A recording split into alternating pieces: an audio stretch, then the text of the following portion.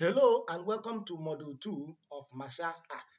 In this module, we shall be looking at the do's and don'ts in martial art, which entails the ethics, discipline, and responsible practice. That is, techniques without ethics is dangerous. True mastery lies in character. The module content that we should be looking at here include the core ethical principles in martial art, the do's in martial art, which entails discipline, respect, consistency, and focus. Then we'll also look at the don't, which entails the misuse of skill, aggression, and disrespect. We'll also look at safety rules and injury prevention in martial art training. We'll further look at the code of conduct inside and outside the dojo before we draw our conclusion. Let us begin with the introduction. Martial art is more than fighting. Physical techniques like punch, kicks, and throw are only half the story. The other half is the character development. Why the do's and don'ts matters? It matters because it prevents misuse of martial art skill. It ensures safety during training. It also helps to build discipline and self-control. It also helps to create respectful learning environment and also uphold martial art tradition. The key insight is that the dojo is a place of growth, discipline, and mutual respect. Now let us look at the critical principles, that is the foundation of martial arts. The principles include respect. The respect for martial arts include bowing, listening and valuing your instructor and as well as your partner. Then discipline entails self-control, commitment to rules and routine. Then humility as a principle entails recognizing there is always more to learn. Then self-control entails managing your emotion and avoid unnecessary fight. Then integrity entails being honesty and moral character on and off the mat. That is the dojo. Then responsibility entails using your skill wisely and protecting the weak. Then perseverance as a principle entails pushing through challenges without complaint. Then finally, loyalty as a principle entails commitment to school, instructor, and your peers. Jigchin Funakoshi, that is Shokolatan Karate founder, stated that karate begins and ends with courtesy. So according to Jigchin Funakoshi, who is the founder of karate, stated that karate begins and ends with courtesy. Now, let us look at the four pillars of positive practice. That is the do's of the martial art. The do's include respect, which includes punctuality, proper uniform, and follow instruction. Another do is that is discipline entails punctuality, proper uniform, and follow instruction. Respect entails bowing down to instructor, titles, and value your partner. Then consistency entails regular practice, building muscle memory. Then focus entails mental presence, techniques accuracy, and reaction. So as you can see on the screen, these are the do's of the martial art. Now let us look at the do's being explained further. Number one do is discipline, which is the foundation of progress. It means arriving on time for training, wearing proper training attire, following instructors' guidelines without complaint, as well as maintaining self-control even when unmotivated. Why does it matter? Discipline ensures consistent progress and builds character. Then number two do's is respect, which is the heart of martial art.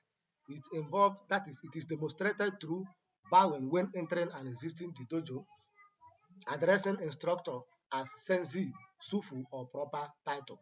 Then listening attentively without interruption, as well as valuing the effort of the training partner. Why does respect matters? Respect creates safe, cooperative learning atmosphere. Having known that, let us move further as we look at the consistency as a principle of those, which is the pathway to mastery. The key aspect of consistency includes training regularly, not just occasional bursts, building muscle memory through repetition, understanding mastery is a long-term journey, as well as improving strength, techniques, and flexibility over the time. Why does consistency matter? Success is the result of repeated positive attention. not occasional effort. Now, lastly, let us look at the do's principle timed focus, which is mental presence. The key aspect of focus is total concentration during drills, blocking out distraction, improving reaction time, enhancing techniques accuracy, and developing tactical awareness. Why does focus matters? Distraction leads to mistake and injury. So therefore, the major don'ts, what you should avoid include the following. The four critical don'ts include: one, misuse of skill, such as bullying or intimidation, starting unnecessary fights, and showing off your skill in the public. So this is a critical don't. Number two don't is aggression, which entails excessive force in sparing, intentional injury of partner, and losing emotional control. Number three don't is disrespect, which entails ignoring instructor, mocking fellow students, and arrogance towards beginner. Then finally, the last critical don't is safety violation, which entails skipping warm-up. So when you avoiding warm-up before martial art training, refusing protective gear, as well as careless techniques executions. So these are the critical don'ts that must be avoided in martial arts. Having known that, let us explain this don't in a deeper way. The most serious violation, what constitutes misuse? Misuse involves using techniques to bully or intimidate others, starting fights or engaging in unnecessary violence, showing off skill to demonstrate superiority, as well as using training to harm weaker individuals. The consequences here is that it damage to personal and school reputation. So it will damage the reputation of your school and your personal image as a martial artist. Then another consequence is that disciplinary measure or expulsion may be used against such a person. Then legal consequences, as well as betrayal of martial art philosophy. The true strength here is that true strength lies in restraint and wisdom, not in dominating others. Having known that, let us explain the aggression and disrespect as a critical done. Aggression entails is uncontrolled behavior.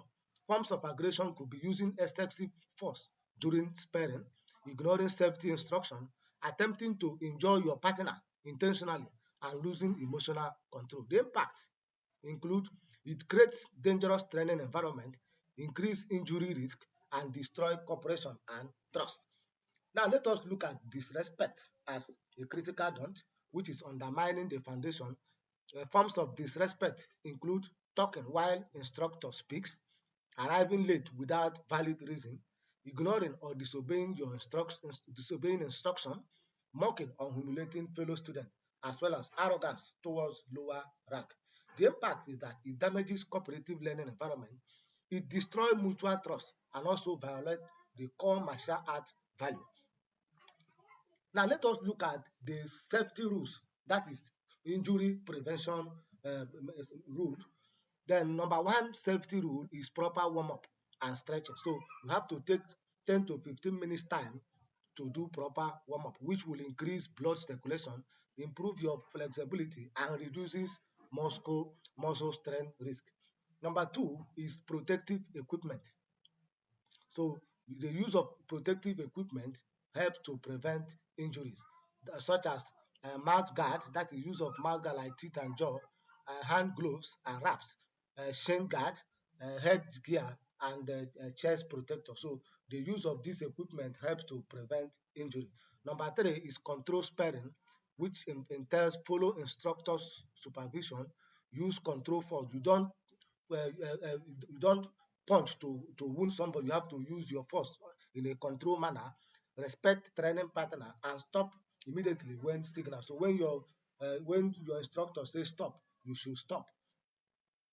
So as you can see in the above, 5 ways to prevent injury: proper gear wear, first aid, warm up or cool down, follow the rules, watch out for others, don't play when injured, safe play area, and hydration. So as you can see on the screen, having known that, let us look at the safety rules. Continue. Number four is proper techniques. That is, learn correct from first, uh, learn correct form first, then protect joints and muscle, improve balance and control, and instructor correct mistakes. Then number 5 is physical conditioning, which entails maintain strength, develop flexibility, build endurance, and core stability exercises. Then number 6, know your personal limit, take break when needed, inform instructor of any pain, avoid training when injured, and listen to your body.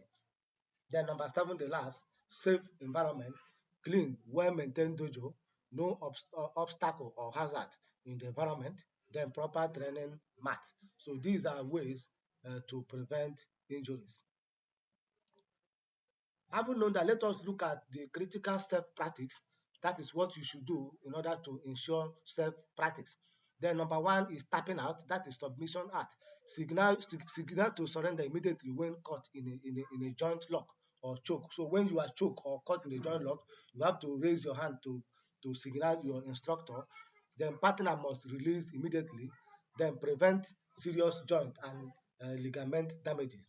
Then hygiene rules include trim your fingernail and toenail short, prevent scratching partner, keep training areas sanitized, and clean uniform for each section. Remember, safety is not optional, it is essential for long-term participation. Let us look at the code of conduct inside the dojo. What you must do inside the dojo. Number 1 is respect the instructor. Number 2, respect fellow student. Number 3, dress properly. Number 4, personal hygiene is highly needed. Number 5, punctuality, you have to arrive on time. Then number 5, uniform ethic, you have to wear the appropriate uniform in a clean and warm correctly. Then silence, no unnecessary talking during drills. Then care for equipment, return equipment, and maintain cleanness. The dojo is a sacred space for growth.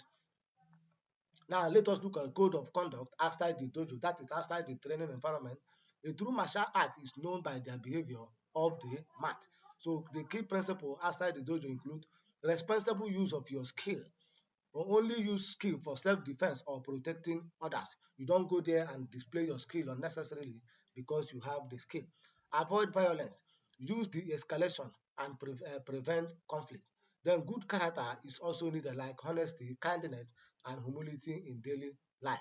Then positive representation, reflect well on school and in your instructor. Then continuous self-improvement, grow physically and morally. Ambassadorship, you should be a quiet professional that is calm, helpful, and disciplined. The ultimate measure is that a true martial art is not defined by the ability to fight, but by the ability to live with honor, respect, and integrity in all aspects of life. In conclusion, let us look at the key takeaway. The do's and don'ts form the ethical foundation. The martial art is equal to physical techniques plus character development. Therefore, the four pillars of the do's include discipline, respect, consistency, and focus. Then the four don'ts include misuse, avoid misuse of your skill, aggression, disrespect, and safety violation. The safety first include warm-up, protective gear, and control practice. Conduct matters everywhere, inside and outside the dojo. Final thought. The true purpose of martial arts is not to learn how to fight, but to learn why we should avoid fighting and to build the character that lives peacefully. By following these principles, students develop not only effective combat skill, but also the responsibility to represent martial arts tradition with honor. Thank you and have a nice day.